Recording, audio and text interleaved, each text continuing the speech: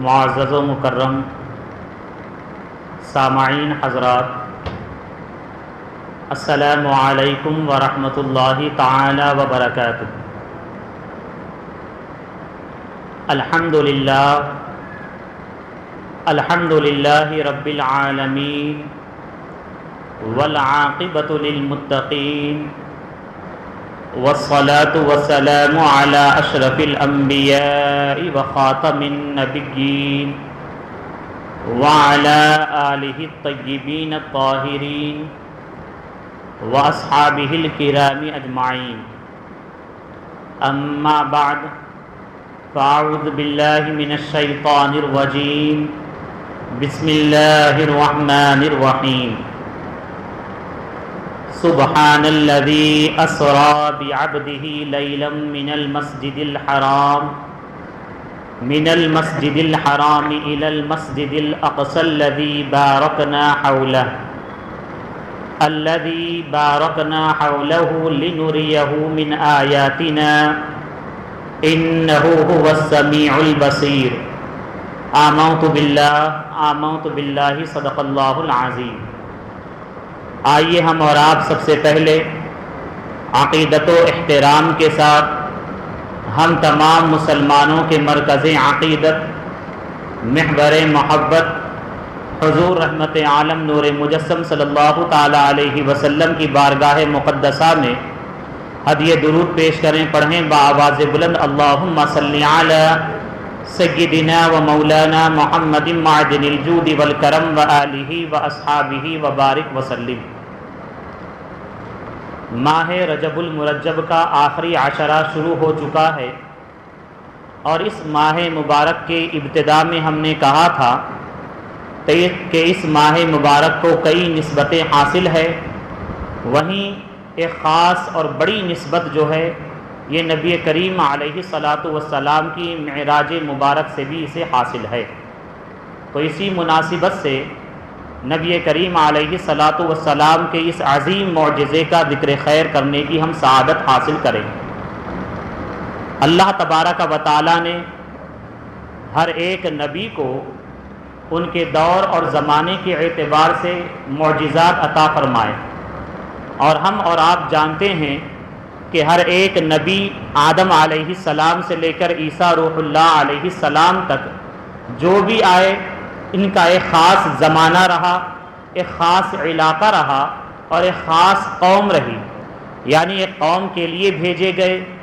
یا پھر ایک خاص زمانے تک بھیجے گئے، اور اس کے بعد دوسرے نبی آ گئے تو پھر اس کے بعد ان کا دور شروع ہو گیا۔ لیکن ہمارے نبی علیہ الصلاۃ والسلام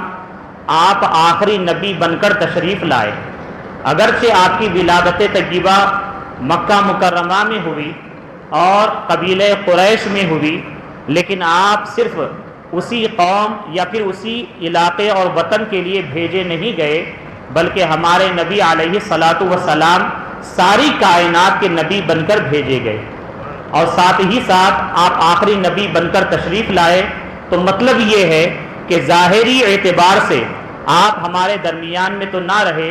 لیکن آپ کی نبوت کا جو زمانہ ہے یہ قیامت تک باقی رہے گا، اور آپ ہی آخری نبی ہیں۔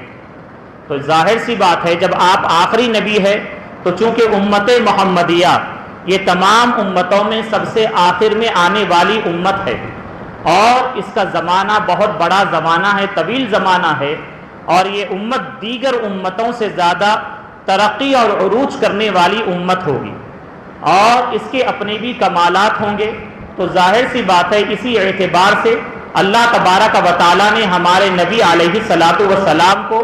جو کمالات معجزات عطا فرمائے، تو اس امت کے کمالات و عروج کے اعتبار سے بلکہ اس سے بڑھ کر آپ کو معجزات عطا فرمائے۔ اور یاد رکھیں معجزہ کہتے کسے ہیں؟ تو معجزے کے بارے میں فقہاء نے، علماء نے یہ فرمایا ہے کہ نبی اپنے دعوی نبوت پر جو دلیل پیش کرے اور ایسے محالات عادیہ کو کر کر دکھا دے کہ جو عام انسان نہ کر سکے اور عام انسان کرنے سے عاجز آ جائے، وہی معجزہ ہوتا ہے۔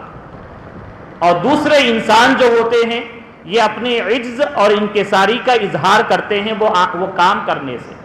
تو ہر دور اور زمانے میں جو بھی نبی آئے اس دور کا جو خاص طریقہ تھا، کمال تھا، اس کے اعتبار سے اللہ تبارک و تعالیٰ نے ان کو معجزہ عطا فرمایا۔ جیسے کہ حضرت صالح علیہ السلام کی قوم کے دور اور زمانے میں اس وقت میں پتھروں کو تراشنا اور پتھروں کے ذریعے اپنی فنکاری کا اظہار کرنا اور اپنی کاریگری کا ثبوت دینا بہت ہی عروج پر تھا، اور جب وہ پتھر کے ذریعے سے کچھ بناتے تو ایسے محسوس ہوتا کہ یہ واقعی کوئی حقیقی چیز ہے اور اس میں جان بھی موجود ہے، لیکن حقیقت میں جان نہیں ہوتی تھی۔ تو یہ اس دور کی قوم کا ایک فن تھا اور وہ اس فن میں ماہر تھے۔ تو اللہ تبارک و تعالیٰ نے حضرت صالح علیہ السلام کو ان کے درمیان میں مبعوث فرمایا۔ صالح علیہ السلام نے اپنی قوم کو اللہ تعالیٰ کے ایک ہونے کی دعوت دی، تو اس قوم نے آپ سے معجزہ طلب کیا، اور قوم نے بھی یہ کہا کہ ہم پتھروں سے بڑی بڑی صورتیں اور مورتیں بناتے ہیں اور وہ ایسے محسوس ہوتی ہے کہ زندہ ہے، لیکن آپ اپنا ایسا کمال دکھائیں، واقعی اگر نبی ہیں تو سامنے جو پہاڑ ہے اس پہاڑ میں سے کوئی اونٹنی نکلے، اور اونٹنی بھی ایسی ہو جو گابھن ہو، بچہ دینے والی ہو، اس کے پیٹ میں بچہ ہو، اور وہ پہاڑ میں سے نکلتے ہی بچے کو جن دے۔ اگر آپ یہ کمال اور معجزہ دکھا دیں گے تو ہم سمجھ جائیں گے کہ آپ واقعی نبی ہیں، کیونکہ صالح علیہ السلام حقیقت میں اللہ تبارک و تعالیٰ کے سچے نبی رہے۔ تو آپ نے اپنے طور پر جو ہے نا پہاڑ کو اشارہ فرمایا، رب تعالیٰ کی بارگاہ میں دعا کی، تو اللہ تبارک و تعالیٰ نے آپ کے ذریعے سے ایسی قدرت کا اظہار فرمایا کہ اس پہاڑ سے زندہ اونٹنی نکل آئی۔ حالانکہ آپ اور ہم جانتے ہیں کہ بلکہ ایک انسان کا وجود بھی دنیا میں جو ہوتا ہے تو عام طور سے ماں باپ کے ذریعے سے اولاد پیدا ہوتی ہے، لیکن اللہ تبارک و تعالیٰ کی قدرت کا معاملہ ہے کہ رب تعالیٰ ایسی قدرت کا اظہار فرماتا ہے کہ بندوں کی عقلیں اس کے سامنے عاجز آ جاتی ہیں۔ تو جس طریقے سے انسان کا وجود ماں باپ کے ذریعے ہوتا ہے، عام طور پر اسی طریقے سے ایک جانور بھی جب وجود میں آتا ہے تو یہ بھی اپنے ماں باپ یعنی مادہ اور نر کے ذریعے سے آتا ہے، لیکن اللہ تبارک و تعالیٰ نے صالح علیہ السلام کو ایسا کمال اور معجزہ عطا فرمایا کہ آپ کے اشارے سے زندہ اونٹنی پہاڑ سے نکل آئی، اور وہ اونٹنی حاملہ تھی، گابھن تھی، اور نکلتے ہی اس نے بچے کو جن دیا۔ سبحان اللہ۔ یہ صالح علیہ السلام کی ناقہ جس کا ذکر قرآن عظیم میں آیا ہے، تو یہ آپ کا یہ معجزہ رہا، اور آپ نے اپنی قوم کے درمیان میں اس معجزے اور کمال کو ظاہر فرمایا۔ تو آپ اور ہم اس بات پر گواہ ہیں، یقیناً ایک عام انسان ایسا نہیں کر سکتا ہے۔ کر سکتا ہے کیا؟ ہرگز نہیں کر سکتا ہے، چاہے کتنا بھی وہ اپنا کمال اور اپنی عقل کو خوب لڑا دے، تب بھی نبی کے معجزے تک وہ پہنچ نہیں سکتا۔ نبی کے معجزے کے سامنے وہ عاجز آ جاتا ہے۔ تو اسی کو کہتے ہیں محالات عادیہ کا کر دکھانا۔ محال کا مطلب یہ ہے کہ جو ناممکن ہو، جس کا وجود نہ ہو سکے، جو کر نہ سکے، تو وہی نبی کر کے دکھا دیتے ہیں اور وہی معجزہ ہو جاتا ہے۔ اسی طریقے سے حضرت سیدنا موسیٰ کلیم اللہ علیہ السلام، آپ کے دور اور زمانے میں جادو بڑے عروج پر تھا، اور لوگ اپنے اس فن کا مظاہرہ کرتے تھے اور جادو کے ذریعے لوگوں پر غلبہ حاصل کرتے تھے اور طرح طرح کی حکمرانی کرتے تھے۔ تو اس دور اور زمانے میں اللہ تبارک و تعالیٰ نے اس قوم کی ہدایت کے لیے حضرت سیدنا موسیٰ علیہ السلام کو مبعوث فرمایا، اور اللہ تعالیٰ نے آپ کو کئی معجزات عطا فرمائے، اور انہی میں سے اللہ تعالیٰ نے آپ کو ایک عصا عطا فرمایا۔ یعنی کہنے کو تو وہ ایک لکڑی تھی، لیکن عصا کی شان کیا تھی؟ تو موسیٰ علیہ السلام کے اس عصا کا کمال یہ تھا کہ لوگ جب اپنے فن اور جادو کا مظاہرہ کرتے تھے تو آخر میں ایک مقابلے کا معاملہ آ گیا، یعنی فرعون آپ کے مقابل میں تھا۔ فرعون نے اپنے خدا ہونے کا دعویٰ کیا، موسیٰ علیہ السلام نے اللہ تعالیٰ کی وحدانیت کی دعوت دی اور اس کے مقابلے میں تشریف لے کر آ گئے۔ محل میں مقابلہ تیار ہوا، یہاں تک کہ فرعون نے اپنے حکومت کے ماتحت جتنے جادوگر تھے ان تمام کو جمع کر لیا، اور ہر ایک جادوگر اپنے فن کا ماہر رہا، اور موسیٰ علیہ السلام کے مقابلے میں یہ تمام جادوگر جمع ہو گئے تاکہ اپنے جادو کے ذریعے موسیٰ علیہ السلام پر غالب آ جائے۔ کیسے غالب آ سکتے ہیں؟ موسیٰ علیہ السلام تو ایک عظیم رسول اور نبی بن کر تشریف لائے تھے، تو جادوگروں نے اپنے فن کا مظاہرہ کیا، یہاں تک کہ آخر میں انہوں نے زمین پر محل میں سب کے سامنے اپنی رسیوں کو پھینک دیا، اور جب رسیوں کو پھینک دیا تو ان کے جادو کے ذریعے سے وہ رسیاں سب کے سب سانپ بننے لگی، اور سانپ بن کے موسیٰ علیہ السلام کے سامنے کھڑی ہو گئی۔ یہ سانپ جب کھڑے ہو گئے تو موسیٰ علیہ السلام نے اپنے عصا کو، اپنی لکڑی شریف کو زمین پر رکھ دیا، تو اللہ تبارک و تعالیٰ نے آپ کے ذریعے ایک ایسی قدرت اور کمال کو ظاہر فرمایا جو موسیٰ علیہ السلام کا معجزہ رہا کہ وہ عصا ایک بڑا اژدہا بن گیا۔ حالانکہ عصا تھا وہ، لیکن موسیٰ علیہ السلام کا یہ معجزہ ہے کہ جب آپ نے اپنے عصا شریف کو نیچے رکھ دیا تو عصا جو ہے ایک بڑا اژدہا بن گیا، اور مفسرین نے یہ تحریر فرمایا ہے کہ وہ اتنا بڑا اژدہا تھا کہ جب اس نے اپنے منہ کو کھولا تو اس کے منہ کا اوپری حصہ چھت پر جا کر لگ گیا، اور جتنے بھی سانپ سامنے رینگ رہے تھے سب کے سب جو ہے سانپ اس کے منہ میں آ گئے، اور اژدہا نے جو ہے تمام سانپوں کو نگل لیا۔ تو دیکھیں جادوگروں نے اپنے فن کا مظاہرہ کیا، اپنے کمال کو ظاہر کیا، لیکن ان کے مقابلے میں ایک نبی برحق، رسول برحق موجود تھے، اور آپ نے اللہ تبارک و تعالیٰ کے عطا کردہ کمال کو جو نبی کے ذریعے معجزے کے طور پر ظاہر ہوتا ہے، آپ نے اسے ظاہر فرمایا، تو تمام کا تمام جادو پورا کا پورا شکست کھا گیا، اور آپ کے عصا کے سامنے وہ سب عاجز آ گئے۔ تو یہ موسیٰ علیہ السلام کا معجزہ تھا، اور آپ اسی عصا کے ذریعے اپنے معجزے کو یوں بھی دکھاتے ہیں۔ قرآن عظیم میں ذکر آیا کہ جب آپ کی قوم کو پانی کی ضرورت ہوئی تو موسیٰ علیہ السلام سے انہوں نے آ کر کہا کہ اے موسیٰ ہمیں پانی چاہیے، اور آپ کے ساتھ قوم بنی اسرائیل کے 12 قبیلے تھے، تو جب آ کر نبی علیہ السلام سے انہوں نے کہا موسیٰ علیہ السلام سے ہمیں پانی کی ضرورت ہے، اب سمجھنے کی بات ہے، دیکھیے کہ پہلے کی قوم بھی کیسی تھی، وہ بھی وسیلے والی قوم تھی، سمجھ رہے ہیں؟ دینے والی اصل ذات تو اللہ تعالیٰ کی ہے، لیکن ہمیں ملنا کیسے ہے؟ در مصطفیٰ سے ملنا ہے۔ اور پہلی قوم بنی اسرائیل بھی ہمیں یہ درس دے رہی ہے کہ جب ہمیں کچھ حاجت اور ضرورت ہوتی ہم ڈائریکٹ اللہ سے نہیں مانگتے بلکہ نبی کا وسیلہ لیتے، نبی کی بارگاہ میں حاضر ہوتے اور نبی سے اپنی ضرورت کو پیش کرتے۔ تو معلوم یہ ہوا کہ نبی سے اپنی ضرورت کو پیش کرنا، حاجت بیان کرنا یہ شرک نہیں ہے بلکہ اللہ تعالیٰ تک پہنچانے کا ذریعہ ہے، اور اللہ تعالیٰ بھی اپنی عطا جو فرماتا ہے یہ بھی نبی اور اولیاء اللہ کے واسطے سے عطا کرتا ہے۔ تو جب قوم بنی اسرائیل موسیٰ علیہ السلام کی بارگاہ میں گئی تو موسیٰ علیہ السلام نے اپنے اسی عصا کے ذریعے سے پتھر پر مارا تو پتھر کے ذریعے سے 12 چشمے پھوٹ پڑے، اور اسی کے ذریعے سے تمام قبیلے والے سیراب ہو گئے۔ تو معلوم یہ ہوا کہ موسیٰ علیہ السلام کے دور میں جادوگری بڑے عروج پر تھی، اس کے مقابلے کے لیے اللہ تعالیٰ نے اس قوم میں موسیٰ علیہ السلام کو بھیجا، اور آپ نے اپنے معجزے کے ذریعے سارے جادوگروں کو عاجز کر دیا، اور اللہ تعالیٰ کی حقانیت کو واضح فرما دیا، اور یہ بتا دیا کہ یقیناً اللہ تعالیٰ کی ذات ایک ذات ہے، اور اسی کی جانب ہدایت کے لیے یہ انبیاء بھیجے گئے۔ تو موسیٰ علیہ السلام کے دور کا کمال یہ رہا، اور آپ نے معجزہ اس طور پر ظاہر فرمایا۔ اور پھر عیسیٰ علیہ السلام کا دور اور زمانہ آیا، تو اس دور اور زمانے میں طب، ڈاکٹری کا فن جو ہے بہت عروج پر تھا، اور اس دور کے جو طبیب اور ڈاکٹرز تھے ان کا یہ کہنا تھا کہ ہم ہر ایک بیماری کا علاج کر سکتے ہیں۔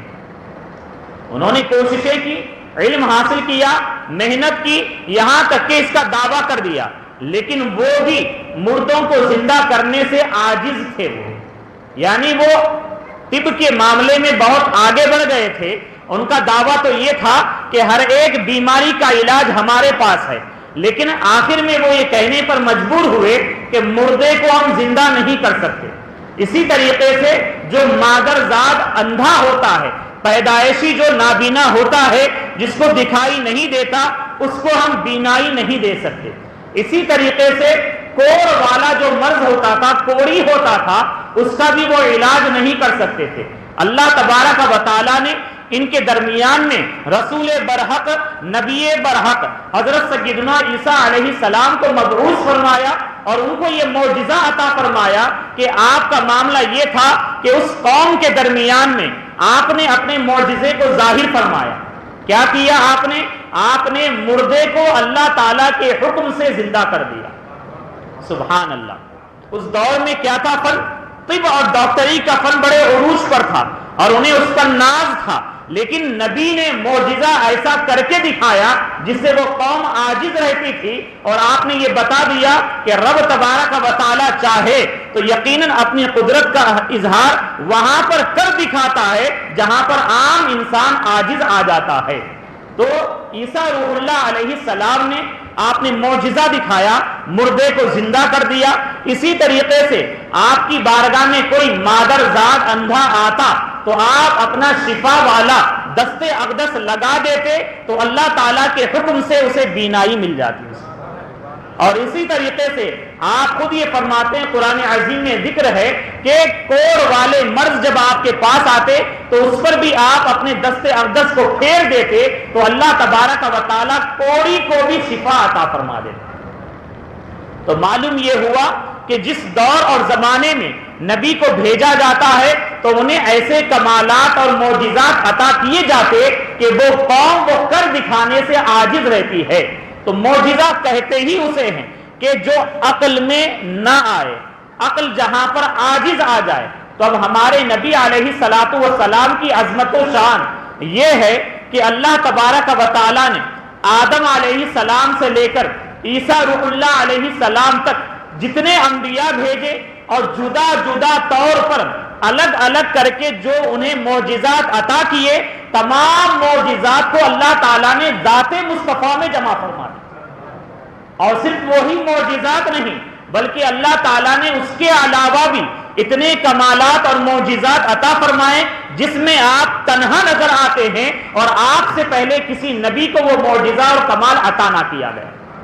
اور یہ سن لیں کہ اللہ تبارک و تعالیٰ نے اپنے نبی کو جہاں تمام انبیاء میں افضل اور اعلیٰ بنایا ہے، وہیں پر معجزات اور کمالات کے اعتبار سے بھی آپ افضل اور اعلیٰ ہیں، اور آپ کے معجزات بے شمار ہیں۔ اور یقیناً ایک دو مثال ہم آپ کے سامنے پیش کرتے ہیں۔ جیسے کہ ہم اور آپ جانتے ہیں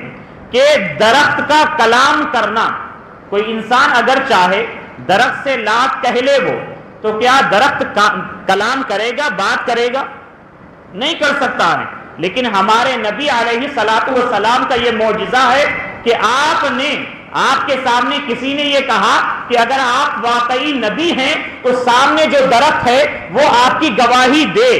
تو نبی کریم علیہ الصلاۃ والسلام نے اس کی جانب اشارہ کیا تو درخت اپنے جڑوں سے نکلا اور نکل کر بارگاہ مصطفیٰ میں آیا اور آ کر آپ کے نبی برحق ہونے کا اقرار کیا، اور اس کے بعد پھر واپس گیا اپنی جگہ پر، وہاں پر جم گیا۔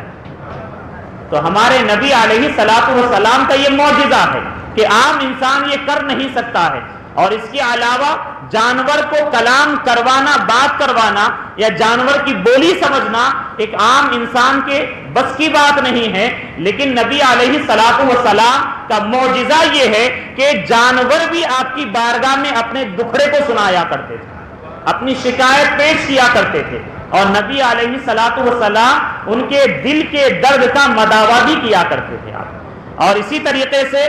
کفار مکہ نے ایک مرتبہ نبی علیہ الصلاۃ والسلام سے کہا کہ آپ اگر واقعی نبی ہیں تو چاند کے 2 ٹکڑے کر کر دکھائیں۔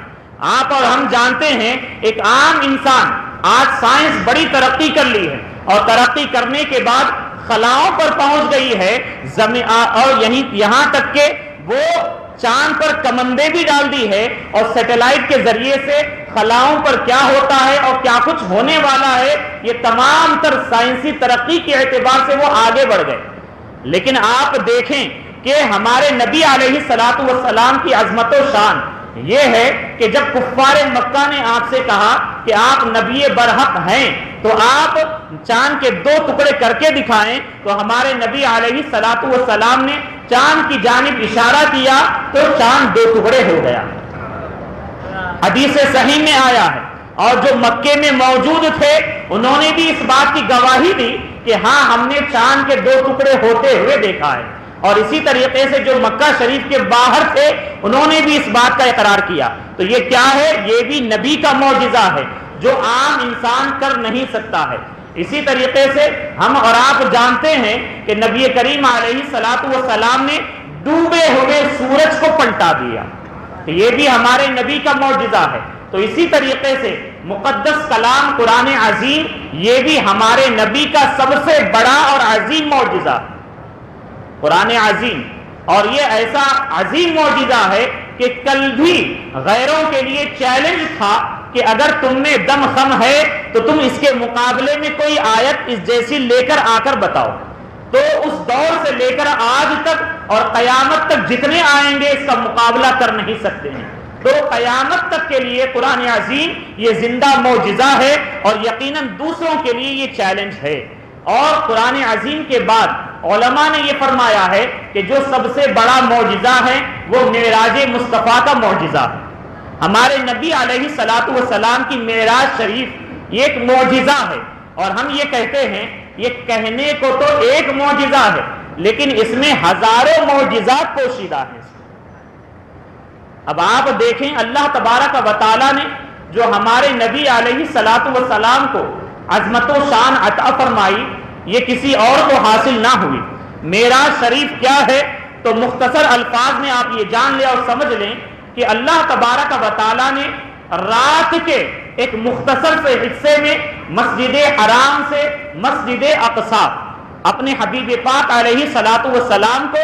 رات کے مختصر حصے میں مسجد حرام سے مسجد اقصی لے گیا، اور پھر وہاں سے 7 آسمانوں پر، آسمانوں سے عرش پر، عرش سے سدرۃ المنتہا تک، اور سدرۃ المنتہا سے لامکان تک۔ اور یہ کتنی دیر میں یہ معاملہ ہوا؟ تو بس یہ رات کے مختصر سے حصے میں،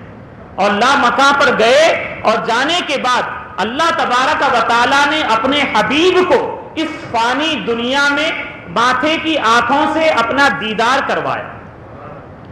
اس دنیا میں نبی کریم علیہ الصلوۃ والسلام کے علاوہ کسی کو یہ شرف اور فضیلت حاصل نہ ہوئی کہ جو اپنی ماتھے کی آنکھوں سے جاگتے ہوئے اللہ تعالیٰ کا دیدار کریں۔ اگر یہ فضیلت کسی کو حاصل ہوئی تو وہ ہمارے نبی علیہ الصلوۃ والسلام کو حاصل ہوئی۔ تو یہ معراج شریف کا جو معجزہ ہے وہ یہی ہے جسے اللہ تبارک و تعالیٰ نے سورہ بنی اسرائیل کی پہلی آیت کریمہ میں ذکر فرمایا۔ اور یہ بھی سن لے کہ معراج شریف ایک ہے اسراء اور ایک ہے معراج، اس کو 2 حصوں میں بیان کیا جاتا ہے۔ اسراء کیا ہے؟ تو مسجد حرام سے مسجد اقصی تک جانا، جس کا ذکر سورہ بنی اسرائیل کی پہلی آیت میں ہے کہ اللہ تبارک و تعالیٰ کا فرمان ہے سبحان الذی اسریٰ بعبدہ لیلا من المسجد الحرام الی المسجد الاقصی، کہ پاک ہے وہ ذات جس نے اپنے بندہ خاص کو راتوں رات مسجد حرام سے مسجد اقصی لے گیا۔ سبحان اللہ۔ یہاں پر نبی علیہ الصلوۃ والسلام یہ نہیں کہہ رہے ہیں کہ میں گیا، بلکہ رب تبارک و تعالیٰ یہ ارشاد فرماتا ہے کہ میں رب ہو کر اپنے حبیب کو لے گیا۔ اور یہاں پر یہ بھی بتایا جا رہا ہے اللہ تعالیٰ کی بہت ساری صفات ہے، لیکن جس مبارک صفت کو یہاں پر رب تعالیٰ نے استعمال فرمایا ہے وہ سبحان کی صفت ہے، پاک ہے، منزہ ہے۔ کیا مطلب ہے؟ ہر ایک عیب، ہر ایک نقص اور ہر ایک کمی سے اللہ تبارک و تعالیٰ کی ذات پاک ہے۔ کیا مطلب ہے؟ مطلب یہ ہے ایک عام انسان کے لیے رات کے مختصر سے حصے میں مسجد حرام سے مسجد اقصی جانا اور مسجد اقصی سے ساتوں آسمانوں پر جانا، وہاں سے عرش سدرۃ المنتہا، وہاں سے لامکاں جانا، رب کا دیدار کرنا اور واپس چلے آنا ایک عام انسان کے لیے یہ ناممکن ہے۔ اس کی قدرت، اس کی طاقت یہ کر نہیں سکتی ہے، لیکن رب تبارک و تعالی ایسے عیب اور کمی اور نقص سے پاک ہے، یعنی اللہ تبارک و تعالی یہ کر سکتا ہے۔ اور رب تبارک و تعالی نے یہ کر دکھایا ہے کہ اپنے حبیب کو ماہ رجب کی 27ویں شب میں اپنے بندے خاص کو راتوں رات مسجد حرام سے مسجد اقصی لے گیا۔ تو سبحان کے ذریعے تمام تر اعتراضات اور تمام تر اشکالات کا جواب مل جاتا ہے، لیکن پھر بھی بہت سارے عقل کے بندے ہوتے ہیں، عقل کے غلام ہوتے ہیں، وہ طرح طرح کے اعتراضات کرتے ہیں کہ ایسا نہیں ہے، ویسا ہے، ایسے کیسے ہو سکتا ہے۔ تو ان تمام کے لیے یہی جواب ہے، یہ ایسا ویسا ایک عام انسان کے لیے ہے۔ جب رب تبارک و تعالی چاہے تو اللہ تعالیٰ نے چاہا کہ ساری کائنات کو وجود بخشے تو رب تعالیٰ نے کن فرمایا، کائنات کا وجود ہو گیا۔ یہ عام انسان نہیں کر سکتا ہے، لیکن اللہ تبارک و تعالیٰ یہ نہ کر سکنے سے پاک ہے۔ اللہ تبارک و تعالیٰ جب کچھ چاہتا ہے تو یقیناً وہ کن فرما دے تو ہو جاتا ہے۔ تو اللہ تبارک و تعالیٰ کی یہ عظمت و شان ہے۔ تو سبحان کے ذریعے ان کے تمام اعتراضات ختم ہوتے ہیں، لیکن پھر بھی آج کل کے دور اور زمانے میں بہت سارے باطل فرقے ہیں جن میں وہابی اہل حدیث یہ سرے دست آتا ہے، اور ان کو جو ہے جب ہم اور آپ اپنے نبی کی محبت میں کچھ کرتے ہیں تو انہیں بہت زیادہ جو ہے نا جلن ہوتی ہے اور پریشان ہو جاتے ہیں۔ بھولی بھالی سنی عوام کو طرح طرح کے بہانوں سے، شکوک و شبہات سے اپنے نبی سے محبت کا اظہار کرنے سے دور کرنے کی ناپاک کوششیں کرتے ہیں۔ تو اسی طریقے سے جیسے کہ ہم اور آپ جانتے ہیں میلاد النبی صلی اللہ تعالی علیہ وسلم کے موقع پر طرح طرح کی شکوک و شبہات لاتے ہیں، تو معراج مصطفیٰ کے موقع پر ان کا خاص ابھی نیا جو چل رہا ہے سوال وہ یہ ہے، وہ یہ کہتے ہیں کہ معراج شریف رجب ہی میں ہوئی، یہ پورے طور پر صحیح نہیں ہے، بلکہ یہ بتاتے ہیں کہ بعض علماء نے یہ کہا ہے کہ ماہ ربیع الاول میں معراج شریف ہوئی ہے، اور اس کے علاوہ کہتے ہیں 27ویں رجب کو آپ جو اہتمام کرتے ہیں عبادات کا یہ بھی بدعت ہے، یہ کہتے ہیں۔ تو آئیے سماعت کریں اس کا جواب۔ سب سے پہلی بات تو یہ ہے الزامی جواب کے طور پر، اگر وہ یہی کہتے ہیں کہ رجب شریف میں معراج شریف نہیں ہوئی ہے اور وہ یہ کہتے ہیں کہ ماہ ربیع الاول میں ہوئی ہے، تو آپ ان سے یہ کہیں کہ آپ ماہ ربیع الاول ہی میں سے ہی معراج مصطفیٰ کا جشن منا لیں۔ ٹھیک ہے، نہیں منائیں گے، ان کو منانا ہی نہیں ہے، ان کو صرف آپ کو جو ہے نبی علیہ الصلوۃ والسلام سے جو نسبت ہے، جو محبتوں کا ہم اظہار کرتے ہیں، اس سے آپ کو روکنا ہے۔ اور دوسری بات، جہاں تک اختلاف کی بات ہے تو یقیناً اختلاف ہے کہ بعض نے کوئی اور مہینہ بھی کہا ہے اور ماہ رجب میں کئی تاریخیں بھی بتائی ہے، لیکن کئی ایک محقق علماء محدثین نے یہ فرمایا ہے کہ ماہ رجب ہی میں نبی کریم علیہ الصلوۃ والسلام کو یہ معجزہ معراج عطا ہوا ہے، اور ساتھ میں کئی ایک محقق علماء نے فرمایا ہے وہ رات جو تھی وہ 27ویں شب تھی۔ تو ظاہر سی بات ہے جب اختلاف تو ہے، لیکن ہمارے اکثر ائمہ علماء محقق علماء نے فرما دیا تو یقیناً ہم اور آپ اسی پر عمل کریں گے۔ اور ساتھ میں نبی کریم علیہ الصلوۃ والسلام کا بڑا پیارا فرمان ہے کہ سرکار علیہ الصلوۃ والسلام نے فرمایا ما رآہ المؤمنون حسنا فهو عند اللہ حسن، کہ مومنین، عام مومنین کے نزدیک جو چیز حسن اچھی ہوتی ہے تو اللہ تعالیٰ کے یہاں بھی وہ چیز اچھی ہوتی ہے،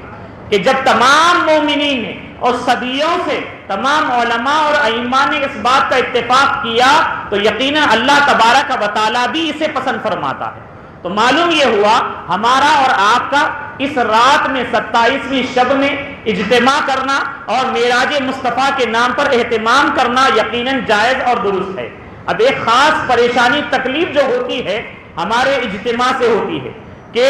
سنی مسلمان مسجد میں جمع ہو جاتے ہیں، ان کو اچھا نہیں لگتا کہ آپ مسجد میں آئیں، ہاں جب آپ ہوٹل بازی کریں گے تب آپ کو یہ نہیں کہیں گے کہ ہوٹل میں جانا منع ہے، رات گنوانا منع ہے، یہ نہیں کہیں گے۔ اور ساتھ ہی ساتھ جب آپ مسجد میں آتے ہیں تو نبی کریم علیہ الصلوۃ والسلام کے کمال کو سنتے ہیں، معراج مصطفیٰ کا ذکر سنتے ہیں، تو اس سے ہوتا کیا ہے؟ نبی سے محبت جو ہم کرتے ہیں اس میں اضافہ ہوتا ہے، ایمان میں تازگی آتی ہے، ہمارا جو تعلق نبی سے دنیا اور دنیا داری کی وجہ سے کمزور ہو جاتا ہے، تو اس بابرکت رات کے صدقے میں، ذکر مصطفیٰ کے صدقے میں اللہ تبارک و تعالی ہمارے رشتے محبت کو مضبوط فرما دیتا ہے۔ اور ساتھ ہی ساتھ ہم اور آپ جانتے ہیں کہ اگر کوئی بندہ مومن دنیا داری کو چھوڑ کر اخلاص و للہیت کے ساتھ مسجد میں اللہ تعالیٰ کے گھر میں آ جائے تو اللہ تبارک و تعالیٰ کو بندے کی اس رات کی ایک گھڑی اگر پسند آ جائے تو اس کی پچھلی زندگی تمام کی تمام بدل جائے گی، آنے والی زندگی جو ہوگی اللہ اور اس کے رسول کی اطاعت میں گزر سکتی ہے۔ اور ایک اہم بات یہ بھی ہے کہ ہم اور آپ جب مسجد میں آتے ہیں تو عبادات اور اطاعت میں مصروف ہوتے ہیں، ذکر مصطفیٰ یہ بھی ذکر الہی ہے، سننا اور سنانا دونوں بھی عبادت ہے، اس کے علاوہ نوافل، تلاوت قرآن، دعا، یہ سب کے سب عبادات ہے۔ اب آپ یہ بتائیے کہ عبادات سے کون روکتا ہے؟ نہیں معلوم آپ کو؟ بولیے۔ شیطان روکتا ہے۔ تو یقیناً یہ جو کام کرتے ہیں یہ بھی شیطانوں کا ہی کام کرتے ہیں، شیطان کا ساتھ دیتے ہیں۔ تو اب اگر وہ یہ کہتے ہیں کہ بدعت ہے خاص رات میں عبادت کرنا، تو انہیں سمجھنے اور سوچنے کی بات ہے چاہیے کہ انسان مسلمان جو ہے آج دنیا کے نام پر طرح طرح کی وقت گزاری کرتا ہے اور بے راہ روی کا شکار ہو گیا ہے اور بے اطمینانی کا شکار ہے۔ اگرچہ وہ چند ایک رات سال بھر میں خاص کر لے، کر عبادات میں مصروف ہو جائے، تو کم سے کم وہ اس رات گناہ تو نہیں کر رہا ہے۔ تو انہیں سمجھنے کی ضرورت ہے کہ سنی مسلمانوں کو یہ ہرگز نہ بہکائیں، اور آپ حضرات سے ہم یہی کہتے ہیں کہ آپ انٹرنیٹ اور موبائل اور یوٹیوب کے ذریعے دین حاصل نہ کریں، بلکہ اپنے سچے سنی علماء کے ذریعے دین حاصل کریں، دین سیکھیں، سمجھیں، انشاءاللہ عز و جل آپ کے ایمان و عقیدے میں پختگی آئے گی۔ تو معراج مصطفیٰ یہ اللہ تبارک و تعالیٰ کا عطا کردہ ایک عظیم معجزہ ہے ہمارے نبی کو، اور ایک خاص اعتراض وہ یہ بھی کرتے ہیں اور یہ کہتے ہیں کہ یہ جو معراج ہوئی ہے یہ بیداری میں نہیں ہوئی بلکہ خواب کا واقعہ ہے، اور طرح طرح کی روایات بھی پیش کرتے ہیں۔ لیکن سن لے کہ کئی ایک صحابہ اکرام، تابعین، ائمہ، محدثین کا اور یہ اتفاق ہے کہ آپ کو خواب میں تو رب تعالیٰ کا دیدار کئی مرتبہ ہوا۔ بولیے سبحان اللہ۔ بلکہ ہم جس امام کی تقلید کرتے ہیں، امام اعظم ابو حنیفہ نعمان ابن ثابت رضی اللہ تعالی عنہ، وہ یہ فرماتے ہیں کہ میں نے رب تعالیٰ کو خواب میں 100 بار دیکھا۔ تو خواب میں تو انبیاء دیدار الہی کرتے رہے، لیکن معراج مصطفیٰ یہ بیداری کا واقعہ ہے کہ رب تعالیٰ نے نبی علیہ الصلوۃ والسلام کو حالت بیداری میں اپنا دیدار کرایا ہے، اور ہمارے نبی نے جاگتے ہوئے اپنے ماتھے کی آنکھوں سے رب کا دیدار کیا۔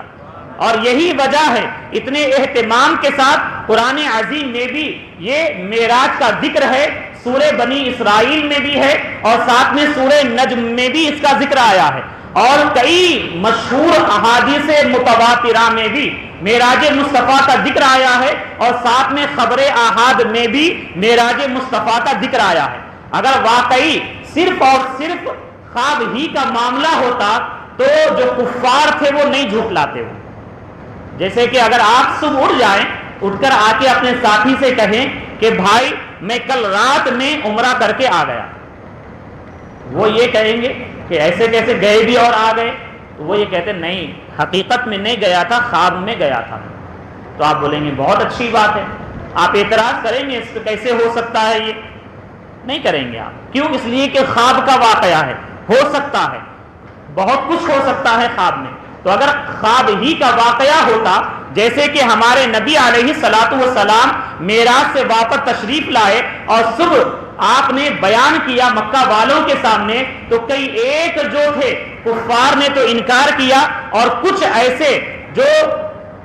برائے نام مسلمان تو تھے وہ بھی جو ہے مرتد ہو گئے اس کا انکار کر کے، لیکن بہت سارے صحابہ کرام نے، اور جن میں سب سے آگے صدیق اکبر رضی اللہ تعالی عنہ تھے، جب آپ کے سامنے کہا گیا کہ آپ کے ساتھی محمد یہ کہتے ہیں کہ راتوں رات مسجد حرام سے مسجد اقصیٰ گئے،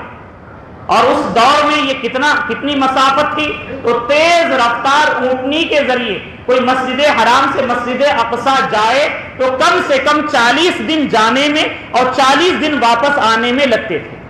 سب نے انکار کر دیا، اور جب صدیق اکبر رضی اللہ تعالی عنہ کے سامنے ابو جہل گیا اور جا کر یہ کہنے لگا کہ آپ کے ساتھی محمد یہ کہتے ہیں کہ رات کے مختصر سے حصے میں گئے اور جا کر واپس بھی آ گئے، تو صدیق اکبر رضی اللہ تعالی عنہ نے سنتے ہی یہ فرمایا کہ ہاں میں اس بات کی تصدیق کرتا ہوں۔ اور یہ ایک بات ہے، ہم تو صبح و شام آسمانی وحی اور بہت ساری باتوں کا اقرار کرتے ہیں، تصدیق کرتے ہیں، تبھی جا کے آپ کا لقب صدیق اکبر ہوا۔ تو معلوم یہ ہوا کہ یہ معراج شریف کا جو معجزہ ہے یہ خواب کا واقعہ نہیں ہے بلکہ حالت بیداری کا ہے، اور اس کے علاوہ اس معجزہ معراج میں ہمیں سیکھنے کے لیے اور ہمارے عقائد کو مضبوط کرنے کے لیے بہت ساری باتیں پوشیدہ ہے۔ انشاءاللہ عز و جل پھر کسی موقع پر بیان کریں گے۔ اللہ تعالیٰ کی بارگاہ میں دعا ہے اللہ تبارک و تعالیٰ ہم تمام کو مذہب حق اہل سنت و جماعت پر استقامت عطا فرمائے، اور تمام تر گمراہوں کی گمراہی، بد عقیدوں کی بد عقیدگی سے محفوظ و معمون فرمائے، اور اپنے نبی علیہ الصلوۃ والسلام سے سچی محبت کرنے کی توفیق عطا فرمائے، اور اس شب معراج کے صدقے میں اللہ تبارک و تعالیٰ ہم تمام کے گناہوں کو معاف فرمائے، ہم تمام کی مغفرت فرمائے۔ وما علینا الا البلاغ۔ السلام علیکم ورحمۃ اللہ تعالی وبرکاتہ۔ جو حضرات سنت ادا نہ کی سنت ادا کرنا۔